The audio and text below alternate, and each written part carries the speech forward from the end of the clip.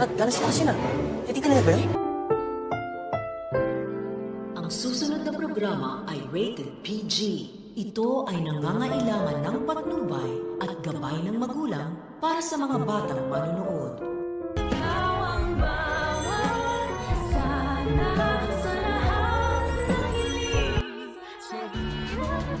Pero I think nakakatulong po ako sa inyo sa pag-imbestiga.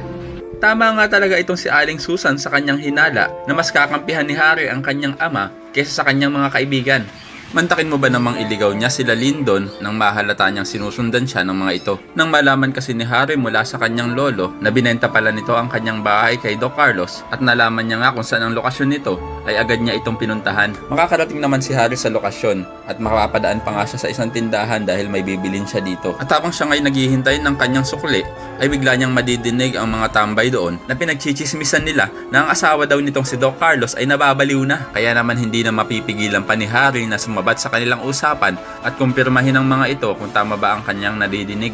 At maya-maya ngay malalaman na din ni Harry ang lokasyon ng bahay. Magtataka naman si Carlos kung sino ang kumakatok sa pintuan nila. Pero biglang maiisip ni Doc Carlos na baka ito'y si Araman lang.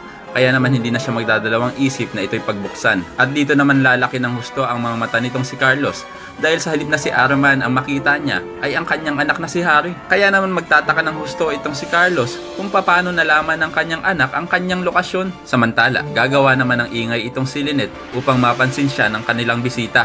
Kaya naman kahit nakatali pa ay pilit niyang aabutin ng baso at ihahagis niya ito sa sahig at gagawa na nga ito ng maingay na tunog. Mapapalingon naman si Carlos at magugulat nga sa ginawa ni Lynette. Mapapatanong naman si Harry sa kanyang ama kung sino daw ang gumawa ng ingay. At dito na paaaminin ni Harry ang kanyang tatay kung kasama daw ba nito si Lynette. Makikita naman dito kay Doc Carlos na mag-iisip ito ng palusot. Malamang sa alamang sabihin lang ni Doc Carlos na ang nag-ingay ay pusa o dili naman kaya ay baka sa kapitbahay lang. Pero dahil alam na ni Direk ang mga sinasabi ng mga vloggers ay malamang ibahin niya ang dahilan ni Doc Carlos. Kaya naman ko isa ka rin sa mga umaasa na sana ay tuluyan nang mabuko ni Harry ang kanyang ama na kinidnap nga nito si Lynette ay pakilike ang video na ito and don't forget to subscribe. Thanks for watching and see you next time. Bye bye!